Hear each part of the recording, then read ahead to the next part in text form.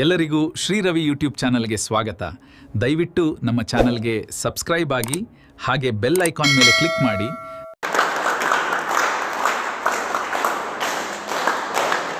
ಬಹುಶಃ ನಮ್ಮ ಶಿಬಿರದ ನಿರ್ದೇಶಕರು ನಿಮ್ಮೆಲ್ಲರ ಮನ ಪರಿವರ್ತನೆಯನ್ನು ಮಾಡ್ತಾ ನಿಮ್ಮೆಲ್ಲರಿಗೂ ಮತ್ತೊಮ್ಮೆ ಬದುಕಿನ ಆಶಾಕಿರಣವನ್ನು ಮೂಡಿಸ್ತಾ ಇವತ್ತು ಇಂಥ ಒಂದು ಕಾರ್ಯಕ್ರಮದಲ್ಲಿ ಭಾಗಿಯಾಗಿದ್ದೀರಲ್ಲ, ನೀವೆಷ್ಟು ಸಂತೋಷ ಪಡ್ತಾ ಇದ್ದೀರಿ ಗೊತ್ತಿಲ್ಲ. ಇಂಥ ಒಂದು ಕಾರ್ಯಕ್ರಮದಲ್ಲಿ ನಾನೂ ಭಾಗಿಯಾಗಿ ಆ ಸಂತೋಷವನ್ನು ನಾನೂ ಕೂಡ ಅನುಭವಿಸ್ತಾ ಇರುವಂಥದ್ದು ಶ್ರೀ ಮಂಜುನಾಥೇಶ್ವರ ಕೊಟ್ಟಂಥ ಕೃಪೆ ಅಂದರೆ ತಪ್ಪಾಗಲಿಕ್ಕಿಲ್ಲ. ಅಂಥ ಕೃಪೆ ನಿಮ್ಮೆಲ್ಲರಿಗೂ ಕೂಡ ಇದೆ.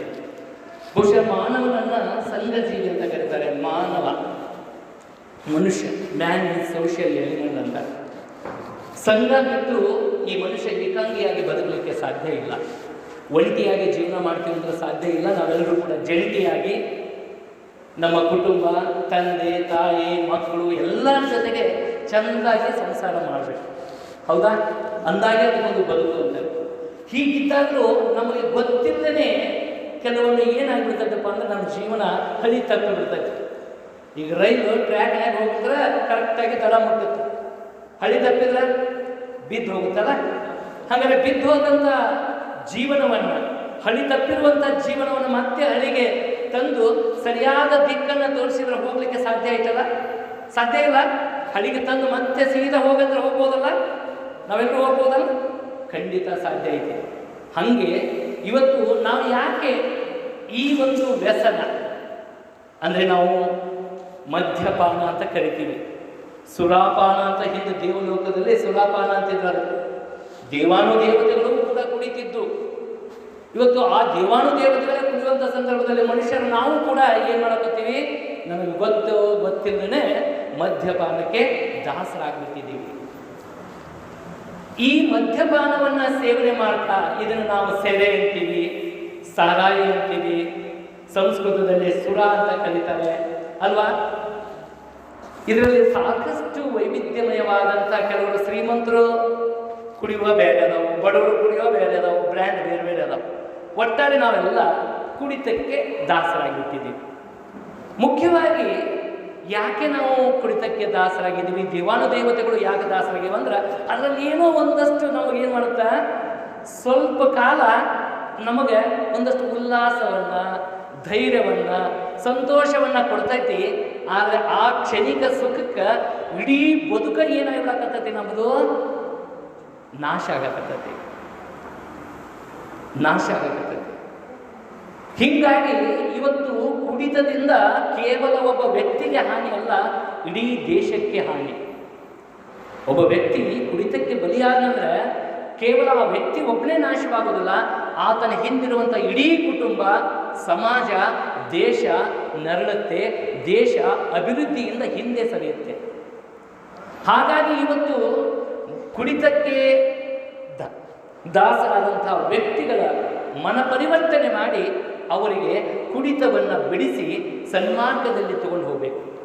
ಆ ನಿಟ್ಟಿನಲ್ಲಿ ಇವತ್ತು ಕುಡಿತದಿಂದ ಆಗುವಂಥ ದುಷ್ಪರಿಣಾಮಗಳು ಏನು ಅನ್ನುವಂಥದ್ದು ನಿಮಗೆಲ್ಲ ಅನುಭವಕ್ಕೆ ಬಂದಿರುತ್ತೆ.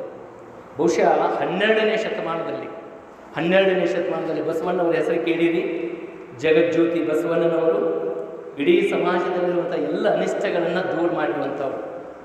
ಅಂಥ ಬಸವಣ್ಣನವರ ಸಮಕಾಲೀನರಾಗಿ ಒಬ್ಬ ವ್ಯಕ್ತಿ ಇರ್ತಾನೆ, ಹೆಂಡದ ಮಾರಯ್ಯ ಅಂತ. ಯಾರ ಹೆಸರು ಕೇಳಿ? ಹೆಂಡದ ಮಾರಯ್ಯ ಅನ್ನುವಂಥ ಒಬ್ಬ ಶರಣ.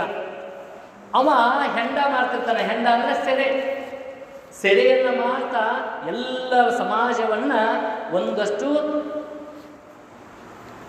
ಅಲ್ಲಿರುವಂಥ ವ್ಯಕ್ತಿಗಳಿಗೆ ಸೆರೆ ಕುಡಿಸಿ ಅವರೆಲ್ಲ ಕುಟುಂಬಕ್ಕೆ ಸರ್ವನಾಶಕ್ಕೆ ಕಾರಣ ಆಗಿರ್ತಾರೆ. ಇಂಥ ಹೆಂಡದ ಮಾರಯ್ಯ ಕೊನೆಯಲ್ಲಿ ನಾನು ಸೆರೆ ಮಾಡುವುದು ತಪ್ಪು, ಜನ ಸೆರೆ ಕುಡಿಯುವುದು ತಪ್ಪು ಅನ್ನುವಂಥ ಅದ್ಭುತವಾದಂಥ ಜೀವ ಸಂದೇಶವನ್ನು ಕೊಡ್ತಾನೆ. ಯಾರು? ಹೆಂಡದ ಮಾರಯ್ಯ. ಹೆಸರೇನು ಜೋರಾಗಿ? ಹೆಂಡದ ಮಾರಯ್ಯ. ದೊಡ್ಡ ಶರಣ ಅವ. ನೋಡಿ, ಅಂಥ ಶರಣ ಆ ಹೆಂಡ ಅನ್ನುವಂಥ ಪದವನ್ನು ಅದನ್ನು ತನ್ನ ಹೆಸರಿನ ಜೊತೆಗೆ ಸೇರಿಸ್ಕೊಂಡ. ಬರೀ ಮಾರಯ್ಯ ಅನ್ನಿಲ್ಲ, ಶರಣ ಮಾರಯ್ಯ ಅನ್ಬೇಡ್ರಿ, ನನಗೆ ಹೆಂಡದ ಮಾರಯ್ಯ ಅಂತ ಕರೀರಿ ಅಂತ ಹೇಳ್ಕೊಂಡು ಹೆಂಡದ ಮಾರಯ್ಯ ಅಂತ ಹೇಳ್ಕೊಂಡು ದೊಡ್ಡ ಶರಣ ಆಗಿರ್ತಾಳೆ. ಆ ಶರಣ ರಚಿಸಿರುವಂಥದ್ದು ಕೇವಲ 12 ವಚನಗಳಲ್ಲಿ. ನಾವು ಯಾರ್ಯಾರು ಈ ಕುಡಿತಕ್ಕೆ ದಾಸರಾಗಿದ್ದೀವಲ್ಲ, ನಮ್ಮೆಲ್ಲರ ಮನಸ್ಸನ್ನು ಪರಿವರ್ತನೆ ಮಾಡಿ ಈ ಕ್ಷಣದಿಂದಲೇ ನಾವು ಕುಡಿತವನ್ನು ಬಿಟ್ಟು ಸನ್ಮಾರ್ಗದಿಂದ ಒಳ್ಳೆಯ ಜೀವನವನ್ನು ನಮ್ಮ ಕುಟುಂಬದ ಜೊತೆಯಲ್ಲಿ ತೆಗೆದುಕೊಂಡು ಹೋಗುವಂಥ ಸಂದೇಶವನ್ನು ಹೆಂಡದ ಮಾರಯ್ಯ ಕೊಡ್ತಾನೆ. ಬಹುಶಃ ಆತನ ಬಳಿಗೆ ಕುಡಿಯಕ್ಕೆ ಬಂದವರಿಗೆ ಹೇಳ್ತಿದ್ದವ, ಬ್ಯಾಡಪ್ಪ ಕುಡಿಬೇಡ್ರಿ ಅಂತ ಹೇಳ್ತಿದ್ದ. ಈಗ ನಾವು ಹೇಳ್ತೀವಿ ಕುಡಿಬೇಡ್ರಿ ಅಂದ್ರೆ, ಆದರೆ ಯಾವುದೇ ಒಂದು ವ್ಯಸನ ಅಥವಾ ನಾವು ಒಂದು ದುಶ್ಚಟಕ್ಕೆ ನಾವು ಬಲಿಯಾದ ಮೇಲೆ ಅಷ್ಟು ಸರಳ ನಮ್ಮಿಂದ ದೂರ ಹೋಗೋದಿಲ್ಲ. ಅದು ಯಾವಾಗ ದೂರ ಹೋಗುತ್ತಂದ್ರೆ ನಮ್ಮ ಮನಸ್ಸಿಗೆ ತಟ್ಟಬೇಕದು. ನಾನು ಮಾಡುವಂಥದ್ದು ತಪ್ಪು, ಈ ರೀತಿ ಆದರೆ ನನ್ನ ಜೀವನ ಹಾಳಾಗತ್ತೆ ಅನ್ನುವಂಥ ಮನಸ್ಸಿಗೆ ಯಾವಾಗ ತಟ್ಟುತ್ತಲ್ಲ ಆವಾಗ ಮಾತ್ರ ಈ ಒಂದು ವ್ಯಸನದಿಂದ ದೂರ ಆಗ್ಬೋದು. ಇಂಥ ಮನಸ್ಸಿಗೆ ತಟ್ಟುವಂಥ ವಿಚಾರಗಳನ್ನು ಇವತ್ತು ಈ ಶಿಬಿರದಲ್ಲಿ ನೀವು ನಿರಂತರವಾಗಿ 26ನೇ ತಾರೀಕಿನಿಂದ 2ನೇ ತಾರೀಕಿನ ಮಟನೂ ಇಲ್ಲಿ ನಿತ್ಯ ಕಲಿತಾ ಹೋಗ್ತೀರಿ. ಜೊತೆಗೆ ನಿಮಗೆ ಒಂದಷ್ಟು ಆರೋಗ್ಯವಾದಂಥ ಹಿತವಚನಗಳನ್ನು, ಚಿಕಿತ್ಸೆಯನ್ನು ನೀಡಿ ಒಟ್ಟಾರೆ ನೀವೆಲ್ಲರೂ ಕೂಡ ಮತ್ತೆ ಮನುಷ್ಯರಾಗಿ ಈಗ ಅಂತಿರ್ತಾರೆ ನೋಡ್ರಿ, ಕುಡ್ದಾಗ ಅಂತಿರ್ತಾರೆ, ಕುಡ್ದಾಗ ಅವ ಮನುಷ್ಯ ಆಗಿರೋದಿಲ್ಲ, ಅವ ಮೃಗ ಆಗಿರ್ತಾನಂತ. ಹಾಗಾದ್ರೆ ಮೃಗಕ್ಕೂ ಮನುಷ್ಯನಿಗೂ ಏನು ವ್ಯತ್ಯಾಸ? ಒಂದು ಪ್ರಾಣಿಗೂ ಮನುಷ್ಯನಿಗೆ ಏನು ವ್ಯತ್ಯಾಸ? ಕುಡಿದ್ವಿ ಅಂದ್ರೆ ನಾವು ಮನುಷ್ಯರಾಗಿರೋದಿಲ್ಲ, ಮೃಗ ಆಗ್ತೀವಿ. ಮೊನ್ನೆ ಕೇಳಿದ್ರೇನೋ ಸುದ್ದಿ, ಇಲ್ಲಿ ಮಲೆ ಮಹದೇಶ್ವರ ಬೆಟ್ಟ, ಆ ಬೆಟ್ಟಕ್ಕೆ ಒಂದು ಕುಟುಂಬ ಪಾದಯಾತ್ರೆ ನಡ್ಕೋತ ಹೋಗ್ತಿದ್ರು, ದೇವ್ರ ದರ್ಶನ ತೊಗೊಂಡು ಬರಕತ್ತಿದ್ರು. ಬರುವಾಗ ಆ ಬೆಟ್ಟದಲ್ಲಿ ಮಲೆ ಮಹದೇಶ್ವರ ದೊಡ್ಡ ಕಾಡು, ಅಲ್ಲೊಂದು ಚಿರತೆ ಬಂದು ಒಂದು ಮಗು, ಅವ್ರ ಜೊತೆಯಲ್ಲಿರುವಂಥ ಮಗುವನ್ನು ಎಳ್ಕೊಂಡು ತೊಗೊಂಡು ಹೋಗಿ ತಿಂದು ಬಿಡ್ತು. ಆ ಚಿರತೆಗೆ ಗೊತ್ತಿತ್ತ ಈ ಮನುಷ್ಯ ಅದನ, ಪಾಪ ಸಣ್ಣ ಹುಡುಗ ಅದನ, ಇವನ್ ಕೊಲ್ಲಬಾರ್ದು, ಇವನ್ ಇದು ಮಾಡಬಾರ್ದು ಅಂತ. ಯಾಕೆ? ಅದು ಪ್ರಾಣಿ. ಇವತ್ತು ಕುಡಿದವರು ಕೂಡ ಪ್ರಾಣಿಗಳಾಗಿ ವರ್ತನೆ ಮಾಡ್ತಾ ಇದ್ದಾರೆ. ಕುಡಿದಂಥ ಸಂದರ್ಭದಲ್ಲಿ ನಾವು ಏನು ಮಾಡ್ತೀವೋ ಏನು ಬಿಡ್ತೀವೋ ಏನು ನಮ್ಗೆ ಗೊತ್ತಿರೋದಿಲ್ಲ. ಇವತ್ತು ಏನೇ ಅನಾಹುತಗಳು, ಅಪಾಯಗಳು ಅದು ಅಂದ್ರೆ ಅಲ್ಲಿ ಕಾರಣ ಏನಿರ್ತಪ್ಪ ಅಂದ್ರೆ ನಾವು ಕುಡಿತದಿಂದ ನಮ್ಮ ಮನಸ್ಸಿನ ಸ್ಥೀಮಿತವನ್ನು ಕಳ್ಕೊಂಡ್ಬಿಟ್ಟಿರ್ತೀವಿ. ಹಿಂಗಿದ್ದಾಗ ಕುಡಿದವರೆಲ್ಲರೂ ಮನುಷ್ಯರಾಗಿರೋದಿಲ್ಲ, ಮೃಗಗಳಾಗಿರ್ತಾರೆ. ಹಾಗಾದ್ರೆ ಇವಾಗ ನಾವೆಲ್ಲ ಕುಡಿತಕ್ಕೆ ಒಳಗಾಗಿದ್ದೀವಿ ಅಂದ್ರೆ ನಾವು ಮನುಷ್ಯರು ಅನ್ನಬೇಕು, ಮೃಗ ಅನ್ನಬೇಕು? ನಾವು ಮೃಗ, ಕುಡಿದವರೆಲ್ಲರೂ ಮೃಗಗಳೇ. ಹಾಗಾದ್ರೆ ನಾವು ಕುಡಿತದಿಂದ ಆಚೆ ಬರಬೇಕು, ನಾವು ಮನುಷ್ಯರಾಗಬೇಕಂದ್ರೆ ಹೆಂಡದ ಮಾರಯ್ಯ ಹೇಳ್ತಾನೆ. ಅವನಿಗೆ ಅವ ಮಾರುವಂಥ ಸಂದರ್ಭದಲ್ಲಿ ಬಂದು ನನಗೊಂದಿಷ್ಟು ಕುಡಿಯಕ್ಕೆ ಕೊಡ್ರಿ ಅಂದಾಗೆ ಯಾರ್ಯಾರು ಒಂದೊಂದು ಬಾಟ್ಲಿ ಕುಡಿತಿದ್ರಲ್ಲ ಅವ್ರಿಗೆ ಒಂದಿನ ಏನು ಮಾಡ್ತಾನ, ಅರ್ಧ ಬಾಟ್ಲಿ ಕೊಡ್ತಾನ. ಮತ್ತೊಂದು ದಿನ ಬಂದು ಮತ್ತೆ ಕುಡಿತಕ್ಕೆ ಬಂದ್ರೆ ಅರ್ಧ ಬಾಟ್ಲಿ ಕೊಡೋದನ್ನ ಗಿರ್ದ ಬಾಟ್ಲಿ ಕೊಡ್ತಾನ. ಮತ್ತೆ ಅವಂಗ ಬಂದಾಗ ಆ ಗಿರ್ದ ಬಾಟ್ಲಿಯಿಂದ ಅವ್ಗೆ ಏನು ಮಾಡಕತ್ತಾನ, ಒಟ್ಟ ಕೊಳ್ಳಾರ್ದನ ಅವ ಮತ್ತೊಮ್ಮೆ ನನಗೆ ಹೆಂಡ ಬೇಕು, ಸೆರೆ ಬೇಕು ಕೇಳಾರ್ದಂಗೆ ಹೆಂಡದ ಮಾರಯ್ಯ ಮಾಡಿ ಈ ಜಗತ್ತಿನಲ್ಲಿ ಈ ವ್ಯಸನ ಏನು ಮದ್ಯ ವ್ಯಸನ ಐತಲ್ಲ, ಇದು ಎಲ್ಲ ವ್ಯಸನಗಳಿಗಿಂತಲೂ ಬಹಳ ಕ್ರೂರವಾದಂಥ, ಕಠೋರವಾದಂಥ, ಮನುಷ್ಯನನ್ನು ಮೃಗವನ್ನಾಗಿಸುವಂಥ ವ್ಯಸನ. ಇಂಥ ವ್ಯಸನಕ್ಕೆ ಯಾರು ಬಲಿಯಾಗಬೇಡ ಅಂತ ತಿಳ್ಕೊಂಡು ಒಂದು ಅದ್ಭುತ ವಚನವನ್ನು ಹೇಳ್ತಾನೆ. ಕೇಳಿ ಆ ವಚನನ. ಎಲ್ಲ ನಾನು ಆಗಲೇ ಹೇಳಿನಿ, ನೀವೆಲ್ಲ ನನ್ನ ಅಂತಮ್ಮೆಂದರು, ನನ್ನ ತಂದೆ ಸಮಾನರು ಇಲ್ಲಿ ಕೂತಿದ್ದೀರಿ. ನಿಮಗೆ ಒಂದು ನಾನು ಹೇಳಕತ್ತಿಲ್ಲ, ಹೆಂಡದ ಮಾರಯ್ಯ 12ನೇ ಶತಮಾನದಲ್ಲಿ ಹೆಂಡ ಮಾಡ್ತಾ ಇರುವಂಥ, ಸೆರೆ ಮಾಡ್ತಾ ಇರುವಂಥ ಮನುಷ್ಯ ಅವನು ಮೃಗದ ರೀತಿಯಲ್ಲಿ ಇದ್ದ. ಎಲ್ಲರಿಗೂ ಸೆರೆ ಕುಡಿಸಿ ಎಲ್ಲರನ್ನು ಹಾಳು ಮಾಡೋದ್ರಿಂದ ತಾನು ಸೆರೆ ಕುಡಿದು ತಾನು ಹಾಳಾಗಕತ್ತಿದ್ದ.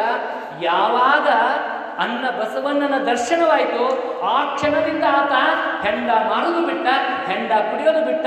ಯಾರ್ಯಾರು ಹೆಂಡ ಕುಡಿತಿದ್ರಲ್ಲ ಅವರೆಲ್ಲ ಮನ ಪರಿವರ್ತನೆ ಮಾಡಿ ಭಗವಂತನನ್ನು ಪ್ರಾರ್ಥನೆ ಮಾಡುವ ರೀತಿಯಲ್ಲಿ ಬದಲಾಯಿಸಿದ. ಬಹುಶಃ ಇವತ್ತು ಈ ಧರ್ಮಸ್ಥಳದ ಧರ್ಮಾಧಿಕಾರಿಗಳ ನೇತೃತ್ವದಲ್ಲಿ ಏನಿವತ್ತು 18 ಸಂಘ ಸಂಸ್ಥೆಗಳು ಸೇರಿ ಇಂಥ ಒಂದು 2063ನೇ ಮಧ್ಯದರ್ಶನ ಶಿಬಿರವನ್ನು ಮಾಡ್ತಾ ಇದ್ದಲ್ಲ, ಈ ಶಿಬಿರ ಮತ್ತೆ 12ನೇ ಶತಮಾನವನ್ನು ಮರುಕಳಿಸೈತಿ ಅಂತ ನಾನು ಇಲ್ಲಿ ಭಾವಿಸ್ತಾ ಇದ್ದೀನಿ. ಇವತ್ತು ಸಾಕ್ಷಾತ್ ಶ್ರೀ ಮಂಜುನಾಥನ ಸಾನ್ನಿಧ್ಯದಲ್ಲಿ ನಾವಿದ್ದೀವಿ. ಆ ಹೆಂಡದ ಮಾರಯ್ಯ ಸೆರೆ ಮಾಡೋದನ್ನು ಬಿಟ್ಟು ತಾನೂ ಕುಡಿಯೋದನ್ನು ಬಿಟ್ಟು ಎಲ್ಲರಿಗೂ ಕುಡಿಬೇಡ್ರಿ ಅಂತ ಸಂದೇಶ ಕೊಟ್ಟನಲ್ಲ, ಆ ವಚನವನ್ನು ಹೇಳಿ ನೀವು ನನ್ನ ಜೊತೆಗೆ ಹೇಳ್ತೀರಿ ನೀವು? ನಾ ಮಾರ ಬಂದ ಸುರೆಯ ಅಂದ್ರೆ ಎಲ್ಲರೂ ನಾ ಮಾರ ಬಂದ ಸುರೆಯ ಅಂದ್ರೆ ಸೆರೆ ಅಂದ್ರೇನು? ಸೆರೆ. ನಾ ಮಾರ ಬಂದ ಸುರೆಯ ಕೊಂಬವರಾರೂ ಇಲ್ಲ. ಜೋರಾಗಿ ಹೇಳ್ರಿ, ಕೊಂಬವರಾರೂ ಇಲ್ಲ.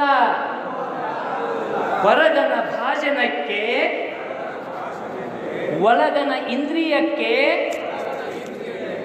ಉಂಡು ದಣಿದು ಕಂಡು ದಣಿದು ಸಂದೇಹ ಬಿಟ್ಟು ದಣಿದು ಕಂಡುದ ಕಾಣದೆ ಸಂದೇಹದಲ್ಲಿ ಮರೆಯದೆ ಆನಂದವೆಂಬುದ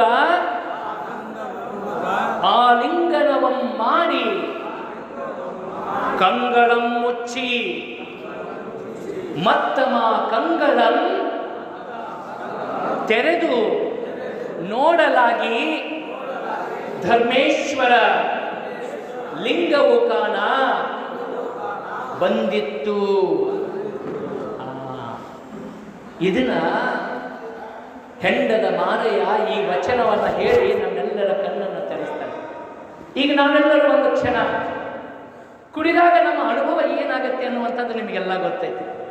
ಕುಡಿದಾಗ ಒಬ್ಬೊಬ್ರು ಹೆಂಗೆ ಕುಡಿತಾರಪ್ಪ ಅಂದ್ರೆ ನಿಜವಾಗ್ಲೂ ಈ ಕುಡಿತಕ್ಕೆ ಒಳಗಾಗದಂಥವ್ರು ಅವ್ರದ್ದೇನೂ ತಪ್ಪಿರೋದಿಲ್ಲ. ಮೊದಲು ಏನು ಮಾಡ್ತಾರೆ ಗೆಳೆಯರು, ಅವ್ರು ಕುಡಿತಿರ್ತಾರ, ಅವ್ರು ಕುಡಿಯುವಾಗ ನಮಗೇನು ಮಾಡ್ತಾರೆ, ಒಂದಿಟ ತಗೋ ಇದನ್ನು ತಗೋ ರುಚಿ ನೋಡಿ ಹೆಂಗೈತೆ ಅಂತ ತಿಳ್ಕೊಂಡು ಸ್ವಲ್ಪ ನಮಗೆ ಏನು ಮಾಡ್ತಾರ ಕುಡಿಯಾಕೆ ಹಚ್ಚಿ ಆಮೇಲೆ ನಮ್ಮ ಕಡೆಯಿಂದ ನಮ್ಮ ಪಾಕೆಟ ಬಿಚ್ಚಿ ಹೋಗೋ ಮಗನ ತೊಗೊಂಬ ಕುಡಿಯಾಕ ಅಂತಾರ ಇಲ್ಲ ಅಂತಾರ. ಮೊದಲು ನಮ್ಮನ್ನು ಏನು ಮಾಡ್ತಾರ, ಇದ್ರಾಗ ನಮ್ದು ಯಾರ್ದು ತಪ್ಪಿಲ್ಲ. ನಾವು ಕುಡಿಯಾಕೆ ಕಲ್ತೀವಿ ಅಂದ್ರೆ ನಮ್ದು ಯಾರ್ದು ತಪ್ಪಿಲ್ಲ. ನಮ್ಮನ್ನು ತಪ್ಪಿಸ್ತೇವ್ರು ಯಾರಪ್ಪ ಅಂದ್ರೆ ನಮ್ಮ ಸಹಪಾಠಿಗಳು, ನಮ್ಮ ಸಹವಾಸ, ನಮ್ಮ ಸಂಘ. ಅವ್ರು ಏನು ಮಾಡ್ಯಾರ ನಮ್ಮನ್ನು, ನಾವು ಕುಡಿಯೋದನ್ನ ಅದ್ರ ಗೊತ್ತಾಗಿದ್ದಿದ್ದಿಲ್ಲ, ನಮಗೆ ಸ್ವಲ್ಪ ರುಚಿ ತೋರಿಸಿ ಕುಡಿಯಾಕೆ ಹಚ್ಚಾರ. ಈಗ ನೋಡ್ರಿ, ಸಣ್ಣ ಮಕ್ಕಳು ಚಹಾ ಕುಡಿತಿರ್ತಾವ, ಹೌದಾ? ಈ ಚಹಾ ಕುಡಿಯೋದನ್ನು ನಾವು ಹೆಂಗೆ ಕಲಿಸ್ತೀವಿ ರೀ ಮಕ್ಕಳಿಗೆ? ಹೇಳ್ರಿ ನೋಡೋಣ. ಇನ್ನು 1 ವರ್ಷ 2 ವರ್ಷದ ಮಕ್ಕಳು ಇರ್ತಾವೆ, ಚಹಾ ಕುಡಿಯೋದು ಹೆಂಗೆ ಕಲಿತಾವು? ಏನು ಮಾಡ್ತಾರೆ, ತಾ ಚಹಾ ಕುಡಿಯುವಾಗ ಒಂದು ಬಳ್ಳ ಅದ್ದಿ ಏನು ಮಾಡ್ತಾರೆ ರೀ ಅಕ್ಕರ, ಒಂದು ಬಳ್ಳ ಅದ್ದಿ ಆ ಮಗುವಿಗೆ ಏನು ಮಾಡ್ತಾರೆ ನಾಲ್ಗಿಗೆ ಹಿಂಗೆ ತೋರಿಸ್ತಾರೆ. ಅದಕ್ಕೆ ಏನೋ ಒಂದಷ್ಟು ರುಚಿ ಅನ್ನಿಸ್ತೈತಿ, ಕುಡಿಬೇಕಂತ ಆಸೆ ಆಗತ್ತೆ. ನೋಡಿ, ಒಂದು ಮಗು, ಸಣ್ಣ ಮಗು ಗೊತ್ತಿಲ್ಲ ಅದಕ್ಕೆ, ತಾಯಿ ಅದಕ್ಕೆ ಏನು ಮಾಡ್ತಾಳ, ಚಹಾ ಕುಡಿಯೋದಲ್ದನ ಮಕ್ಕಳಿಗೆ ಚಹಾ ಕುಡಿಯೋಕೆ ಕಲಿಸ್ಬಿಡ್ತಾಳಲ್ಲ. ಹಂಗೆ ಇದು ಯಾರ್ಯಾರು ಕುಡಿತಕ್ಕೆ ಚಲಕ್ಕೆ ಬಲಿ ಆಗ್ಯವಲ್ಲ, ನಾವೆಲ್ಲರೂ ಹೆಂಗೆ ಕಲ್ತೀವಪ್ಪ ಅಂದ್ರೆ ಹಿಂಗೆ ಬೇರೆಯವ್ರನ್ನ ನೋಡಿ ನಾವು ಕಲ್ತೀವಿ ಹೊರತು ನಾವ್ಯಾಗೆ ಹೋಗಿ ಅಲ್ಲಿ ಕುಡಿಬೇಕಂತ ಹೋದವ್ರಲ್ಲ ನಾವು. ಮಂಜುನಾಥನ ಸಾನ್ನಿಧ್ಯದಲ್ಲಿ ಸಾಕ್ಷಿ ಮಾಡಿ ಹೇಳಬೇಕಂದ್ರೆ ನಾವ್ಯಾರು ಹೋಗಿ ಕುಡಿದು ನಮ್ಮ ಜೀವ ಹಾಳು ಮಾಡ್ಕೋಬೇಕು ಅನ್ನುವಂಥವ್ರಲ್ಲ ನಾವು. ನಮ್ಮನ್ನೇನು ಮಾಡ್ಯಾರ, ಹಿಂಗೆ ಕುಡಿಯೋ ಜಾಗಕ್ಕೆ ನಮ್ಮನ್ನು ಕರ್ಕೊಂಡು ಬಂದಾರ. ಎಲ್ಲರೂ ಇಲ್ಲೇ ಇದಿರಲ್ಲ, ಒಮ್ಮೆ ನಿಮ್ಮ ಕೈ ಮೇಲೆ ಎತ್ತಿರಿ, ನಿಮ್ಮ ಕೈ ಮೇಲೆ ಎತ್ತೇನ, ಹಾಂ ಎತ್ತಪ್ಪ, ಕೈ ಮೇಲೆ ಎತ್ತು, ಹಾಂ ಎಸ್, ಕೈ ಮೇಲೆ ಎತ್ತು ಅಣ್ಣ, ಕೈ ಮೇಲೆ ಎತ್ತು, ಹಾಂ ಎತ್ತು, ಹಾಂ ಗುಡ್, ಹಾಂ ಕೈ ಎತ್ತಿರಿ. ಹಿಂಗೆ ಈ ತೋರ್ಬೇಡ ಐತಲ್ಲ ಇದನ್ನ ಹಿಂಗೆ ಅಲ್ಲಾಡಿಸ್ರಿ. ನಾ ಹೇಳ್ದಂಗೆ ಮಾಡ್ರಿ ನೋಡು ಹೆಂಗೆ ಮಜಾ ಆಯ್ತು ನೋಡಿ. ನಮ್ಮನ್ನೆಲ್ಲ ಹೆಂಗೆ ಕುಡಿಯಾಕೆ ಕರ್ಕೊಂಡು ಹೋಗ್ಯಾರ ಅನ್ನೋ ತೋರಿಸ್ಬಿಡ್ತೀನಿ ನೋಡ್ರಿ. ಹಿಂಗೆ ಮಾಡ್ರಿ. ನಾ ಹೇಳ್ದಂಗೆ ಮಾಡ್ರಿ. ನೋಡಕತ್ತೀರಲ್ಲ, ಈ ಬೆರಳೈತಲ್ಲ ನಿಮ್ಮ ಕೆನ್ನೆ ಮೇಲೆ ಇಟ್ಕೊಳ್ರಿ.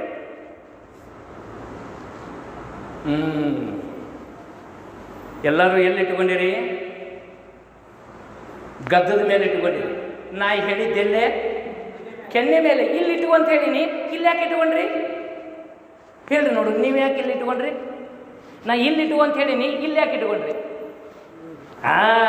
ನಾ ಇಟ್ಕೊಂಡಿನಿಲ್ಲ ನೋಡಿ ನೀವು ಇಟ್ಕೊಂಡ್ರಿ. ಹಂಗೆ ನೀವೇನು ಕುಡಿಯಾಕೆ ಕಲ್ತವ್ರಲ್ಲ, ಕುಡಿಬೇಕಂತ ಆಸೆ ನಿಮಗೆ ಇರಲಿಲ್ಲ. ಕುಡಿಯಾಕೆ ಹೋಗವ್ರನ್ನ ನೋಡಿ ನೀವು ಕುಡಿಯಾಕೆ ಹೋಗ್ಬಿಟ್ಟಿರಿ. ಈಗ ನಾನು ಇಲ್ಲಿ ಇಟ್ಕೊಂಡಲ್ಲ, ಹಂಗೆ ನೀವು ಇವತ್ತು ಸಮಾಜದಲ್ಲಿ ಯಾವುದೇ ರೀತಿ ಇಂಥ ದುರಭ್ಯಾಸಗಳು ನಮಗೆ ಹೆಂಗೆ ಬರ್ತಾವಂದ್ರೆ ಇವು ನಾವು ಕಲ್ತಿದ್ದಲ್ಲ, ಬೇರೆಯವ್ರು ಕಲಿಸಿರ್ತಾರೆ. ನಮಗೆ ಬೇರೆಯವ್ರು ಕಲಿಸ್ತಾರೆ, ನೋಡ್ತೀವಿ ನಾವು. ನೋಡಿ ಈಗ ನನಗೆ ಒಟ್ಟೆ ಕುಡಿಯೋದು ಮನಸ್ಸ ಇಲ್ಲ, ಬೇರೆ ಹೋಗ್ಕನಲ್ಲ, ಕುಡಿಯೋಕೆ ಹೋಗ್ಕನಲ್ಲ, ಅದನ್ನು ನೋಡಿ ನೋಡಿ ನಾ ಏನು ಮಾಡ್ತೀನಿ, ನನಗೂ ಕುಡಿಬೇಕಂತ ಆಸೆ ಆಕತಿ. ಬಹುಶಃ ಈಗ ನಾ ಇದನ್ನು ಹೇಳಿದ್ನಲ್ಲ, ಈಗ ನಿಮ್ಮ ಮನ್ಯಾಗ ನಿಮ್ಮ ಮಕ್ಕಳು ಅದಾವಲ್ಲ, ನಿಮ್ಮ ಮಕ್ಕಳು ನೀವು ಕುಡಿಯೋದನ್ನು ನೋಡಿ ನೋಡಿ ಅವರು ಮುಂದೆ ಕುಡುಕರು ಹಾಕ್ತಾರೋ ಅಂತಿರೋ ಇಲ್ಲಂತಿರೋ ಹೇಳಿ ನೀವು. ಹಾಂ, ಪಕ್ಕ ಹಾಕಾರಲ್ಲ. ಯಾಕೆ ಇನ್ನೇನು ನಾ ಇಲ್ಲಿ ಕೆನ್ನೆ ಮೇಲೆ ಇಟ್ಕೊ ಅಂದ್ರೆ ಇಲ್ಲಿ ಇಟ್ಕೊಂಡ್ರಿ, ಯಾಕೆ ನಾ ತಪ್ಪು ಮಾಡೀನಿಲ್ಲ, ನೀವು ತಪ್ಪು ಮಾಡಿದ್ರಿ. ಹಂಗೆ ನಮ್ಮ ಅಪ್ಪ ತಪ್ಪು ಮಾಡ್ಯಾನ ಅಂದ್ರೆ ಮಕ್ಕಳು ಏನು ಮಾಡ್ತಾರೆ, ಅವ್ರನ್ನ ದೂಷಣೆ ಮಾಡಿ ಏನು ತಪ್ಪೈತಿ. ಹಂಗಾರೆ ನಮ್ಮ ಬದುಕು ಹಿಂಗೆ ಹೋಗುದಾ? ನಿಮಗೆ ಗೊತ್ತಿರಲಿ, ಕುಡುಕರ ಬಾಳೆ ಹೆಂಗೈತೆ ಅಂದ್ರೆ, ಕುಡುಕರು ಯಾರ್ಯಾರು ಕುಡಿತಕ್ಕೆ ದಾಸರಾಗ್ಯಾರಲ್ಲ, ಒಟ್ಟ ಸಮಾಜದಲ್ಲಿ ಗೌರವ ಇರೋದಿಲ್ಲ ಅವರಿಗೆ. ಈಗ ನಿಮ್ಮ ಮಕ್ಕಳು ಆಟ ಆಡಕತ್ತಿರ್ತಾರಲ್ಲ, ಕಟ್ಟಿ ಮೇಲೆ ಕುಂತವ್ರು ಕೇಳ್ತಿರ್ತಾರೆ, ಯಾರಲ್ಲೇ ಅವ ಹುಡುಗ ಅಲ್ಲಿ ಆಟ ಆಡಕತ್ತಲ್ಲ, ಯಾರು ಅವ? ಬಸ್ಸ್ಯಾನ ಮಗ. ಅವ ಯಾರು? ಬಸ್ಸ್ಯಾನ ಮಗ. ಯಾವ ಬಸ್ಸಲ್ಲಿ? ಅವಲ್ಲೇ ಕುಡುಕ್ ಬಸ್ಸ್ಯ, ಅವ ಕುಡುಕ್ ಬಸ್ಸ್ಯಾನ ಮಗ. ನೋಡ್ರಿ, ಆ ಹುಡುಗ ನಿಮ್ಮ ಸಲುವಾಗಿ ಹೆಂಗೆ ಅನಿಸ್ಕೊಂಡ? ಕುಡುಕ್ ಬಸ್ಸ್ಯಾನ ಮಗ ಅಂದ. ಏನು ಅದೃಷ್ಟ ಚಲೋ ಇತ್ತು, ಮಂಜುನಾಥನ ಆಶೀರ್ವಾದ ಇತ್ತು, ನಿಮ್ಮ ಮಗ ಏನರ ಒಂದು ತಡ ಶಾನೆ ಆಗಿ ಒಂದಿಟ್ಟು ರಿಸಲ್ಟ್ ಚಲೋ ತೊಗೊಂಡು ಹಂಗೆ ಅಡ್ಡಾಡಕತ್ತಿದ್ದಂತ ತಿಳ್ಕೊರಿ. ಆಗ ಕಟ್ಟಿ ಮೇಲೆ ಕುಂತವ್ರು ಮಾತಾಡ್ತಾರೆ, ಯಾರ್ಲೇವ? ಯಾವ ಬಸಪ್ಪನ ಮಗ. ನೋಡಿ ಇನ್ನೇಗ ಏನಂದ್ರು, ಕುಡುಕ್ ಬಸ್ಸ್ಯಾನ ಮಗ ಅಂದರು. ನಿಮ್ಮ ಮಗ ಒಂದಿಟ್ಟು ಚಲೋ ಅಂತ ಮಾರ್ಕ್ಸ್ ತೊಗೊಂಡು ಶಾನೆ ಆಗಿ ಒಂದಿಟ್ಟು ಚಲೋ ಸಾಧನೆ ಮಾಡಿದ, ಏನಂದ್ರು? ಈ ಕುಡುಕ್ ಬಸ್ಸೇ ಅಲ್ಲಿಲ್ಲ, ಬಸಪ್ಪನ ಮಗ ಅಳವ. ಆ ಮೊದಲು ಕುಡಿತಿದ್ನಲ್ಲ, ಕುಡುಕಲ್ಲಿಗ ಕುಡಿತಿದ್ನಲ್ಲ, ಅವನ ಮಗ ಅವ ಬಸಪ್ಪನ ಮಗ. ಅವ ಏನು ಒಂದಿಟ್ಟು ದೊಡ್ಡ ಸಾಹೇಬಾಗಿ ಊರಾಗ ಬಂದಂದ್ರೆ ಅದ ಕಟ್ಟಿ ಮೇಲೆ ಕುಂತು ಮಾತಾಡೋರು ಅಂತಾರ, ಯಾರ್ಲೇವ? ಆ ಹುಡುಗ ಯಾರು? ಅವ ನಮ್ಮ ಬಸಪ್ಪನವ್ರ ಮಗ. ನೋಡ್ರಿ ಹೆಂಗೆ ಬಂತು.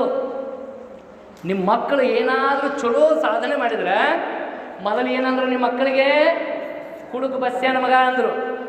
ನಿಮ್ಮ ಮಗ ಒಂದು ಸ್ವಲ್ಪ ಚಲೋ ಅಂತ ಸಾಧನೆ ಮಾಡಿದ ಮೇಲೆ ಏನಂದ್ರು? ಬಸಪ್ಪನ ಮಗ ಅಂದರು. ಮತ್ತೇನೋ ದೊಡ್ಡ ಸಾಧನೆ ಮಾಡಿ ಸಾಹೇಬಾಗಿ ಸುಬೇದಾರಾಗಿ ಆ ಊರಿಗೆ ಬಂದ ಮೇಲೆ ಏನಂದ್ರು? ಬಸಪ್ಪನವ್ರ ಮಗ ಅಂದರು.